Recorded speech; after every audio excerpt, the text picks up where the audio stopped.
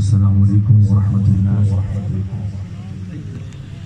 الحمدللہ الصلاۃ والسلام علی محمد رسول حبیب کریم سمیع علیم ونبی اما بعد فاعوذ باللہ من الشیطان الرجیم بسم اللہ الرحمن الرحیم قد كان الله تبارك وتعالى في الكلام المجيد والفرقان الحميد وما هذه الحياة الدنيا إلا لهو ولعب وإن الدار الآخرة عليه الحيوان لو كانوا يعلمون صدق الله العظيم وبلغنا رسوله النبي الكريم ونحن على ذلك لمن الشاهدين والشاكرين مولاي صل وسلم دائما أبدا على حبيبك خير الخلق كلهم محمد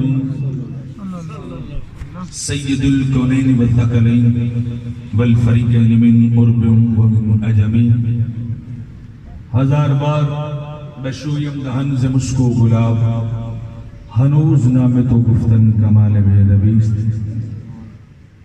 حمد و صلاۃ کے بعد آباب ذی قدر اللہ رب العزت کی لارہ کتاب قرآن مجید فرقان حمید کا مختصر نصاب میں نے تلاوت کرنے کا شرف عظیم حاصل کیا۔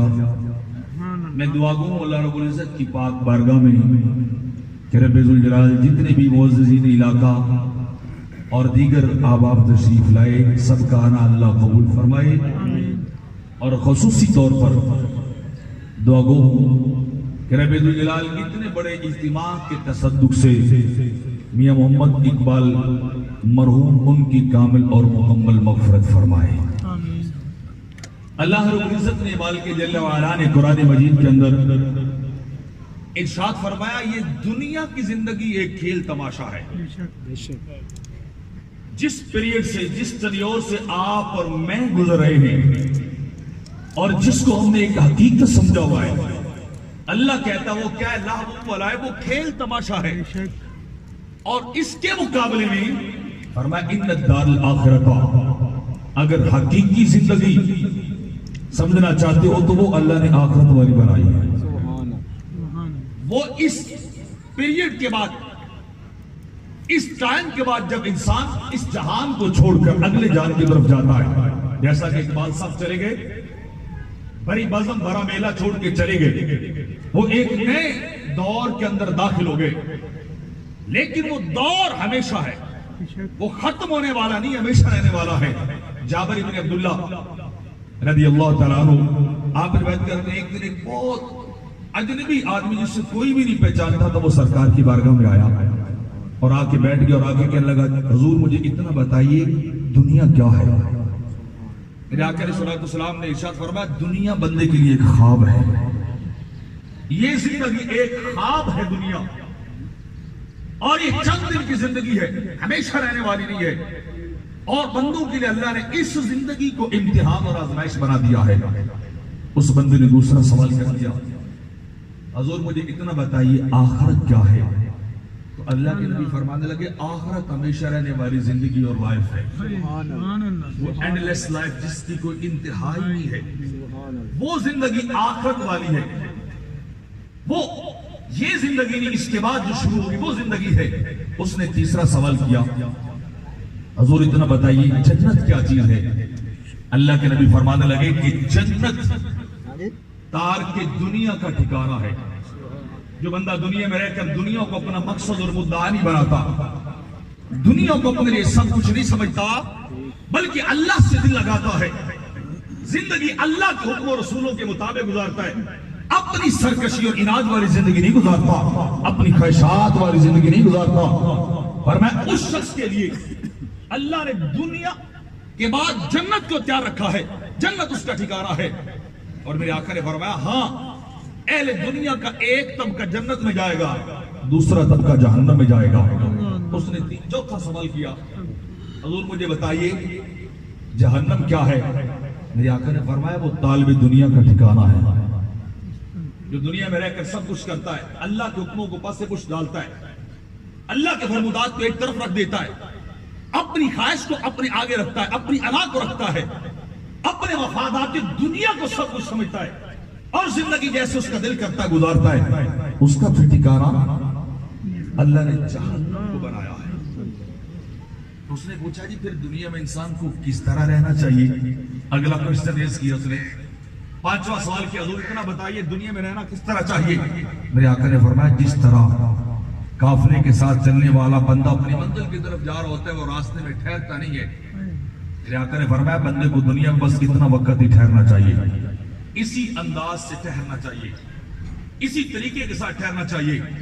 مولا کائنات خطبہ ارشاد فرما رہے تھے، شیر خدا فرما لگے لوگوں یاد رکھو ایک چیز تمہارا بڑی تیزی کے ساتھ پیچھے تمہیں فالو کر رہی ہے، وہ دوڑتی آ رہی ہے، اس کی اور تمہارے نشانی پہ لگا دی گئی ہے، تم اس سے بچ کبھی نہیں سکتے، چاہے جتنا تم دوڑتے پھرو، اپنے آپ کی آنکھیں کبوتر کی طرح جتنی بھی بند کر لو تم کبھی بچ نہیں سکتے، وہ چیز تمہیں آ کر رہے گی۔ لوگ آپ کی تقریر اور خطبے سن رہے تھے، لوگوں نے پوچھا حضور وہ کیا ہے؟ فرمایا وہ موت، یا سخرۃ الموت بالحق وذالک ما کنت منہ تحید۔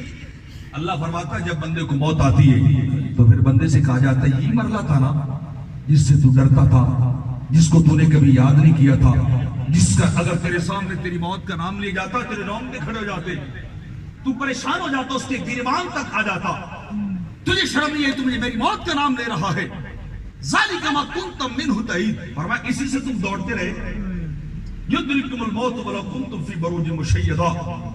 ربی کائنات کہتا تم بنگلوں میں رہو، تم جھونپڑوں میں رہو، تم پیلسوں کے اندر رہو یا فقیرانہ زندگی گزارو، جس طرح کی زندگی گزارو گے جب وقت آ جائے گا یدرککم الموت، موت تمہیں اچک لے گی، تمہیں چھوڑے گی نہیں، موت تمہیں آ کر رہے گی۔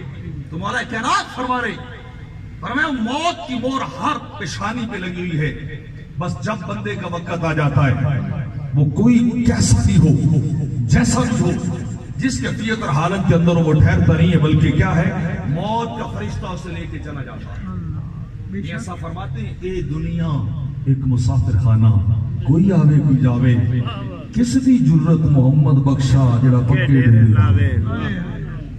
نوح علیہ السلام تو اللہ رب العزت نے قرآن کہتا ہے 1450 سال کی طویل زندگی دی، بڑی لمبی زندگی انہیں عطا کی۔ ایک بار ایک شخص نے ان سے پوچھا حضور اتنا بتائیے آپ اللہ کے نبی ہیں، آپ 1400 سال ہو گئے آپ کو دنیا میں آئے ہوئے، بتائیے یہ 1400 سال آپ کے کیسے گزرے، کس طرح آپ نے یہ 1400 سال گزارے، اتنا بتائیے۔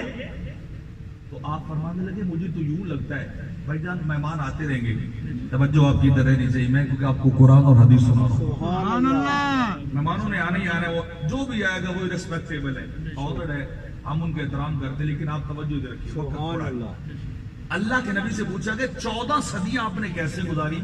اب جواب سنیے، آپ فرمانے لگے مجھے یوں لگتا ہے جیسے ایک کمرے کے 2 دروازے ہوں، ایک سے داخل ہوا ہوں دوسرے سے نکل گیا ہوں، سبحان اللہ، ایک سے داخل ہوا دوسرے سے نکل گیا ہوں، بس اتنا کچھ ہے۔ بڑے بڑے شازور دلاور یہ دنیا اندر آئے، بڑے بڑے شازور دلاور دنیا اندر آئے، جد نگارا موت دا وجیا مٹی ہیٹ سمائے، جب وقت آ جائے کوئی ٹھہر نہیں سکتا، 5-6 گھنٹے کے بعد چھوڑ آتے جاؤ، ٹبے پہ رکھ کے آ جاؤ، قبرستان کی طرح کال کوٹری کے اندر قید کر کے آؤ، جہاں کوئی بھی آتا جاتا نہیں ہے، 2-4 دن آئیں گے بس، اس کے بعد کیوں نہیں آتا، بھول جاتے، بس 40ویں تک یاد رکھیں گے، باپ اسے بھول جائیں گے، بھائی اسے بھول جائیں گے، دوست اسے بھول جائیں گے، بیٹا اسے بھول جائیں گے، کوئی کسی کو یاد نہیں رکھتا ہے۔ بر بر مٹھیاں مٹی پاندے تے کر دے دیرو چیرا، پڑھ درود گرانو آندے موڑ نہیں پاندے میرا۔ کون ہے جو اپنے باپ کی قبر پہ روزانہ جاتا ہے؟ کون ہے جو اپنی ماں کو یاد کرتا ہے روزانہ؟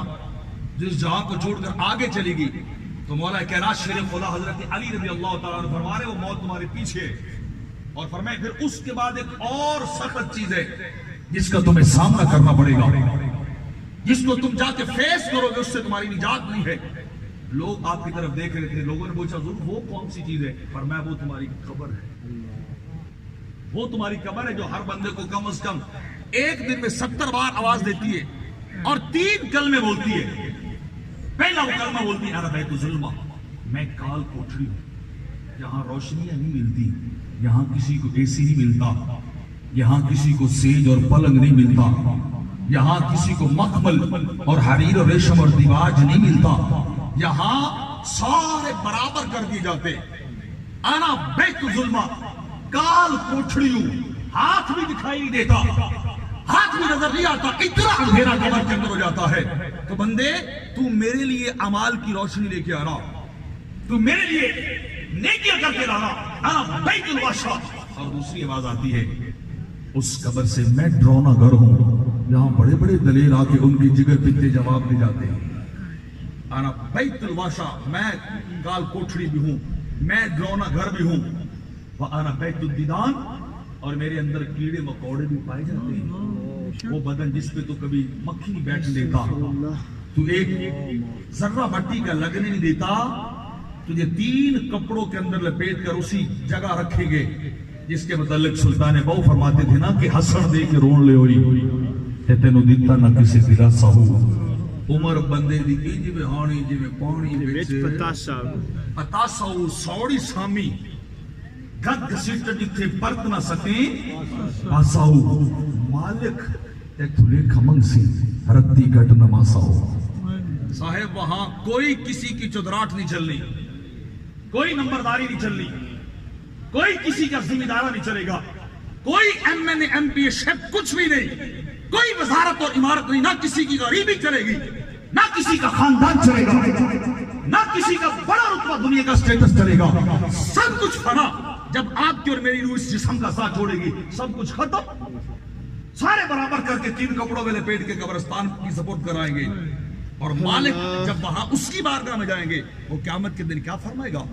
لمن الملک اليوم، ایک بار خطاب وہ فرمائے گا، بتاؤ کہاں گے بڑے بڑے سرکش، کہاں گے جنہوں نے میرے حکم کو نہیں مانا تھا، کہاں گے بڑے بڑے وہ بادشاہ، ان کی حکمرانیاں کہاں گئی، ان کی دنیا کی نمبرداری اور طور ٹپے کہاں گئے؟ اور کیا قرآن کیا کہتے ہیں؟ کل امت جاثیہ، ہر ایک گھٹنوں کے بل بیٹھا ہوگا، اس طرح گردن جھکی ہوگی جھکا کے، اور تدعى كل جاثیہ الی کتابہا۔ اللہ فرماتا ہے پھر ہر ایک کو بلایا جائے گا، آؤ نا ذرا تمہارے نامہ اعمال کھولتے ہیں، آؤ دیکھتے تمہارے نامہ اعمال میں کیا زنا لکھا ہے، تمہارے نامہ اعمال میں شراب نوشی لکھی ہے، تمہارے نامہ اعمال میں حرام رزق لکھا ہے، تمہارے نامہ اعمال میں بدماشیاں لکھی ہیں، تمہارے نامہ اعمال میں ظلم لکھا ہے، یا کہ تمہارے نامہ اعمال میں نمازیں لکھی ہیں، یا کہ تمہارے نامہ اعمال میں نبی کی غلامی لکھی ہے، خوف خدا لکھا ہے، اللہ کی بارگاہ میں جھک جانا لکھا ہے۔ کل امت کل جاثیہ تدعى الی کتابہا، ہر ایک کو اس کی نام اعمال کی طرف بلایا جائے گا، اور بلا کے اس جگہ پہ پرکھا جائے گا۔ تو عرض کر رہا ہوں، حضرت علی فرمانے لگے قبر بھی ہے، وہ قبر کا خیال کرنا، اور پھر قبر کے بعد حشر بھی ہے، وہ قبر سے بھی سخت ہے۔ اللہ کہتا ہے دنیا سے دل نہ لگو۔ میرے آقا علیہ الصلوۃ والسلام نے ایک دن سیدنا ابو ہریرہ کا ہاتھ پکڑا اور پکڑ کر انہوں نے مدینہ طیبہ سے باہر لے گئے، کافی دور تک چلتے گئے، آمنہ کے لال آپ کے اور میرے ایمانوں کے والی حضرت محمد مصطفیٰ لے کے ایک اجڑی بستی کے پاس لے گئے، جہاں لاشیں بکھرے پڑے ہیں، ڈیڈ باڈیز پڑی ہیں، پنجر ڈھانچے پڑے ہیں، عمارات تباہ چکی ہیں، سب کچھ فنا ہو چکا، وہاں کوئی ذی روح نظر نہیں آیا۔ میرے آقا نے ہاتھ پکڑ کے فرمایا ابو ہریرہ وہ سامنے دیکھ رہے؟ عرض کی حضور دیکھ رہے ہیں۔ فرمایا یہ دنیا ہے۔ یہ کیا ہے بولیے؟ دنیا ہے۔ اونچا بولیے، دنیا ہے، جسے آپ اور میں حق اور بڑا کچھ سمجھ رہے ہیں۔ حضرت علی فرماتے ہیں جب قبر کی مٹی کے نیچے جائیں گے آنکھ کھلے گی، وہ خواب تھا، وہ خواب تھا، حقیقت یہ ہے، لیکن وہاں کسی کا کچھ بس نہیں چلے گا۔ فرمایا یہ دنیا ہے۔ ابو ہریرہ دیکھ، جس دنیا کے یہ بڑے متوالے تھے، تم سے طاقتور لوگ تھے، یہ تم سے بڑے پلانر تھے، بڑے انٹلیکچوئل تھے، یہ لوگ بڑے صحیح لوگ تھے، لیکن آج دیکھو دنیا ان کی برباد، ان کے کام نہیں آئی، گھر ویران ہو گئے، بستیاں برباد ہو گئی، اور جسموں کو یہ کپڑا بھی نصیب نہیں ہوا۔ اے ابو ہریرہ میری بات ماننا، دنیا سے کبھی دل نہ لگانا، آخرت کے لیے کوشش کرنا۔ میرے آقا فرماتے ہیں عقل مند ترین وہ شخص ہے جو یہاں رہ کر کل کے لیے عمل کرتا ہے۔ کون عقل مند ہے؟ بولیے صاحبان، جو قبر کی تیاری کر رہے ہیں. میں نہیں کہہ رہا، اللہ کے نبی کہہ رہے ہیں. فرمایا وہ بے وقوف ہے جو دنیا سے دل لگاتا ہے، وہ پاگل شخص جو اس دنیا کو سب کچھ سمجھ لیتا ہے. آج دیکھ لیں ہمارے اقبال صاحب یقیناً اپنے بھائیوں میں بیٹھتے ہوں گے، خاندان میں بیٹھتے ہوں گے، آج گئے ختم ہو گئے. مغیرہ بن شعبہ کے فرماتے سرکار کے صحابی ایک قبر پہ گئے، فرمانے لگو اس کی قیامت تو ابھی شروع ہوگی. اس کو قبر میں لے جایا گیا، اس کو قیامت کے منظر نامے دکھا دیے جائیں گے، اس کو قیامت کے سارے مناظر ابھی دکھائے جائیں گے، اس کی قیامت آج شروع ہوگی. تو جب آپ اور میں جائیں گے، آپ اور میں، ابو ذر غفاری جا رہے تھے، وہ بندہ جنازے کے پیچھے پیچھے جا رہے تھے، تو ایک بندے نے پوچھا یہ جنازہ کس کا؟ اس نے کہا یہ جنازہ تیرا ہی ہے، یہ جنازہ تیرا جا رہا ہے. وہ بندہ بڑا غصے سے کھڑا، مجھے کہے فرمایا نہ ناراض ہو، تیرا نہیں میرا جا رہا ہے. آج نہیں کل جانا تو ہے ہی نہیں، کل جانا تو ہے نا، ایک وقت آئے گا سب نے چھوڑ جانا ہے. تو کیوں نہ پھر اس کال کوٹڑی کے لیے تیاری کی جائے. وہاں بلے شاہ کہتا ہے نا کہ وہ چھوڑی نہیں عملہ نے نبیڑے کسی نے تیری ذات کچھ نہیں. بندے کو اللہ کی بارگاہ میں آخری حدیث سنا کے بس اختتام کی طرف آتا اپنے ٹائم کے اندر. ایک بندے کو اللہ کی بارگاہ میں لایا جائے گا، اللہ کے عرش کے سامنے کھڑا کیا جائے گا. ایک پہلے 5 سوال ہوں گے، بتاؤ زندگی کیسے گزار کے آئے ہو، زندگی کیسے گزار کے آئے، یہ جواب دو. یہ ہم نے سب کچھ تمہیں دیا تھا، زندگی کیسے گزاری، زندگی کے بعد تم نے جوانی کیسے گزاری، جو تمہاری لائف کا پرائم ٹائم تھا، بڑا پیک ٹائم تھا، جو چاہے تم کر سکتے تھے، وہ جوانی کیسے گزار کے آئے. بتاؤ اللہ نے تمہیں عقل اور شعور فہم دیا تھا، وہ اس کا استعمال کہاں تک کر کے آئے. یہاں ایک بندہ کسی دوسرے کو ملازم رکھ لے 10-20 ہزار روپے کے بدلے میں، وہ بندہ لیٹ ہونے لگ جائے تو بندہ اس کو بھگا دیتا ہے، غصہ بھی ہوتا ہے، مار کوٹائی بھی کر لیتا ہے. تیری اوقات میں تجھے پیسے دیتا ہوں، کیا دیتا ہے تو 20,000 دیتا ہوگا، 25,000 دیتا ہوگا، اس سے زیادہ تو نہیں دے سکتے. تو جو مالک بندے کو سب کچھ دے، سبحان اللہ سبحان اللہ، سوچی جو آپ کو مجھے سب کچھ دے، کیا اس کا حق ہی کوئی نہیں ہے؟ سبحان اللہ. وہ پوچھے گا بتاؤ عقل کا استعمال کہاں تک کیے جانتے تھے، جو دے پھر اسی کی بارگاہ میں جھکنا تو چاہیے، اس کی بارگاہ میں سر بسجود تو ہونا چاہیے، حکم تو اس کا چلنا چاہیے، جو ہر چیز کا مالک ہے، جو سب کچھ لے رہا ہے. اور پھر پوچھا جائے گا بتاؤ دنیا کے اندر تم نے مال کہاں سے کمایا، تمہارے انکم کے سورسز کہاں کیسے تھے، کہاں سے منی کو کلیکٹ کیا تھا، کہاں سے جمع کیا پیسہ، کیا حلال تھا یا حرام تھا، جائز تھا یا ناجائز تھا، اپنا تھا یا غیروں کو حرام کر لیا، یا قبضہ کر لیا، یا اپنی محنت اور کمائی تھی. یہ بتاؤ کہاں سے پیسہ کمایا. اور پھر 5واں سوال ہوگا پیسہ تو کما لیا، اب اگلا جواب دے خرچ کہاں کیا، خرچ کہاں کر کے آئے ہو یہ پیسہ. یہ 5 سوالات ہو گئے کہ 1 منٹ کے لیے دائیں بائیں نہیں خدا جانے دے گا. ان کے جواب دو، ان کے جواب دو. پھر ایک اور بندے کو بلایا جائے گا اور بلا کے اللہ اسے سامنا کھڑے کرے گا اور فرمائے گا یہ بتا تجھے پیدا کس نے کیا، بتاؤ. وہ بندہ کہے گا باری تعالیٰ تو خالق ہے، تیرے سوا تو ہے ہی کوئی نہیں، تبارک اللہ احسن الخالقین، تو جیسا تو کوئی بنا ہی نہیں سکتا، تو نے مجھے بنایا اور پیدا کیا ہے. اللہ پھر دوسرا سوال پوچھے گا اچھا یہ بتا تجھے دنیا کے اندر مال و دولت کس نے عطا کیا. بندہ بڑا فخر پر جواب دیتا جائے گا باری تعالیٰ تو نے دیا. اللہ فرمائے گا یہ بتا تجھے عزت و آبرو کا تاج کس نے پہنایا، برادری کے اندر، سوسائٹی کے اندر، محلے علاقے کے اندر تیری بڑی چودراہٹ تھی، تیرا نام تھا، لوگ تجھے سلام کرتے تھے، تیری عزت کرتے تھے، بتا یہ عزت تجھے کس نے دی تھی. بندہ کہے گا عزتیں بھی تو عز من تشاء و تذل من تشاء، تو ہی دیتا ہے، بیدک الخیر، تیرے ہاتھ میں سارے معاملات ہیں، عزت تو نے دی. اگلا سوال اللہ پوچھے گا بتا تیرے لیے یہ لہلہاتے کھیت کھلیان سرسبز کھیت کس نے پیدا کیے، تو چند دانے ڈال کے آتا تھا، کئی من اٹھاتا تھا، بتا یہ کس نے سارا کام کیا. بندہ کہے گا باری تعالیٰ یہ بھی تو نے کیا. اللہ فرمائے گا پھر اتنا بتا تجھے اولاد کس نے دی، جن کو دیکھ کے تو بڑا خوش ہوتا تھا، تجھے راحت اور سکون ملتا تھا، وہ اولاد تجھے کس نے دی. تو وہ کہے گا اولاد ہی مجھے باری تعالیٰ تو نے دی ہے. اللہ فرمائے گا تجھے شریک حیات تیری نوکری کے لیے کس نے دی، میرے کریم وہ بھی تو نے مجھے عطا کی، شریک حیات بھی تو نے دی. اللہ یہ بیسک کوسچن سارے ہر انسان کی لائف کے زندگی کے بنیادی سوالات بندے کو کھڑے کر کے پوچھے گا. بندہ ہر بات کا جواب یوں کی شکل میں دے گا, تو نے عطا کیا, تو نے دیا, زندگی تو نے دی ہے, رزق تو نے دیا ہے, عزت تو نے دی ہے, مقام تو نے دیا ہے, سب کچھ تو نے عطا کیا ہے. اب ذرا میں آپ کی توجہ کا طالب ضرور ہوں. یہ سارے سوالات اللہ ایک طرف رکھے گا اور ایک طرف رکھ کے یہ فرمائے گا سب کچھ میں نے دیا, یہ باری تعالیٰ تو نے دیا. پوچھے گا پھر میرا کیا بنایا تو نے؟ اللہ میرے ساتھ تو نے کتنی وفا کی ہے, اللہ میرے ساتھ تو نے کتنی وفا کی, میرا کتنا حق ادا کیا. اب وہ جواب دینے والی زبان گنگ ہو جائے گی, اب زبان بند, اب جواب کوئی. اللہ فرمائے گا بولنا, تجھے سب کچھ میں نے دیا تھا, تو نے میرا حق ادا کیا. تو بندہ اس وقت خاموش ہوگا, اس وقت حکم کرے گا, وہ جلال میں آئے گا, اس بے وفا کو پکڑو, جہنم کے نچلے درجے میں لے جاؤ, نچلے طبقے میں جا کے پھینکو, جہاں سے اس کی آواز ہی باہر نہ آئے. اسے پتہ چلے جو اپنے مالک کو بھول جائے, مالک اسے قیامت کے دن بلا دے گا. آج وقت ہے سب کے پاس, اپنی زندگی کو بنا لیجئے. اللہ نے دو زندگیوں کو, جو میں نے قرآن کی آیت پڑھی, فرمایا ایک زندگی دنیا کی ہے, ایک آخرت کی ہے. اور آخری خواہش رب نے کیا بیان کی, لو کانوا یعلمون. سبحان اللہ اللہ کہتا ہے کاش یہ بندے جان جائیں, سبحان اللہ کاش اس فرق کو یہ میرے بندے آج سمجھ جائیں. میرے آقا فرماتے ہیں جب قبر میں جائیں گے لوگ عرض کریں گے باری تعالیٰ اتنی مہلت دے کہ ہم 2 رکعت پڑھ لیں. کتنی رکعت بولیے؟ 2 رکعت تیری بارگاہ میں سجدہ کر لے.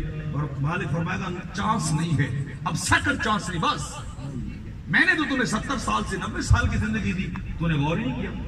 پھر میرے آقا فرماتے اتنی خواہش کریں گے لوگ کہ کاش ہم لا الہ الا اللہ محمد الرسول اللہ پڑھنے جتنا وقت دے دیا جائے, اللہ اتنا وقت بھی نہیں دے گا. میرے آقا فرماتے ہیں اما جیشا نے کہا جی یہ یہودیہ میری سہیلیہ ہے, آتی عورت روزانہ آتے کہتی اللہ عذاب قبر سے بچائے, یہ جھوٹ بولتی. میرے آقا نے فرمایا نہیں, دین کی جھوٹی ہے, بات کی سچی ہے. دین کی جھوٹی ہے کہ یہودن ہے, بات کی سچی. ایسا تو بھی عذاب قبر سے پناہ مانگنا. اور سرکار نے فرمایا ہر میرے امتی پر لازم ہے کہ جب تک وہ رہے وہ اللہ کے عذاب سے پناہ مانگتا رہے, اپنی آخرت کے لیے, اپنی قبر کے لیے, اپنے حشر کے لیے, اپنی وہ زندگی جو حقیقی زندگی ہے, جو ہمیشہ والی زندگی ہے, اس کے لیے انسان کیا کرے, عمل کرنے والا ہو, اس کے لیے انسان سوچنے والا ہو. بہل ابراہیم آدم بادشاہ تھے, بے شک ایک دن ان کی سیج پہ نا ان کی باندی آ کے سو گئی. آئے اوپر سے اسے بڑی سزا دی, کہنے لگے بدتمیز تو شاہ کی سیج پہ آ کے سو گئی, میری ذرا قریب لونڈیا. 12 بندے منگوا کے ڈنڈے برسوانے شروع کر دیے. مار کھاتے کھاتے لونڈی روتے روتے ہنس پڑی. ہنسنے لگی تو بادشاہ نے کہا ایک بار ڈنڈے روکنا.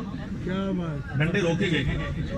بادشاہ نے پوچھا اتنا بتاؤ, پہلے ہنسی ہو آپ, پہلے روتی رہی ہو آپ, مسکرائی کیوں ہو؟ اس نے کہا جی روتی تو اس لیے رہوں کہ 12 بندے ڈنڈے برسا رہے ہیں. اس نے کہا پھر روتے روتے ڈنڈے کھاتے کھاتے مسکرائی کیوں ہو؟ تو انہوں نے کہا مسکرائی اس لیے ہوں, میں ایک لمحہ سوئی تو اتنی سزا ملی ہے, جو تو روزانہ سوتا ہے تو بتا تیرا حال کیا ہے. سبحان اللہ, کیا بات, میں ایک لمحہ سوئی تو 12 ڈنڈے برسانے والے آ گئے, اور تو روزانہ سوتا ہے سیٹ پر. جب تیرا خیال آیا نا تو ہنس پڑی, چلو میرا تو وقت گزر جائے گا. ایک گھڑی میں سنتی یہ تھی ایڈی مصیبت پائی کی بنسی اس بندے دا جنے ایویں عمر گوائی. کیا بات, اللہ رب العزت اقبال صاحب کی رسالہ صاحب کی محفل میں ہمیں بھی اللہ اپنی آخرت کی فکر عطا فرمائے. اللہ ہمیں بھی قبر و حشر کی تیاری کر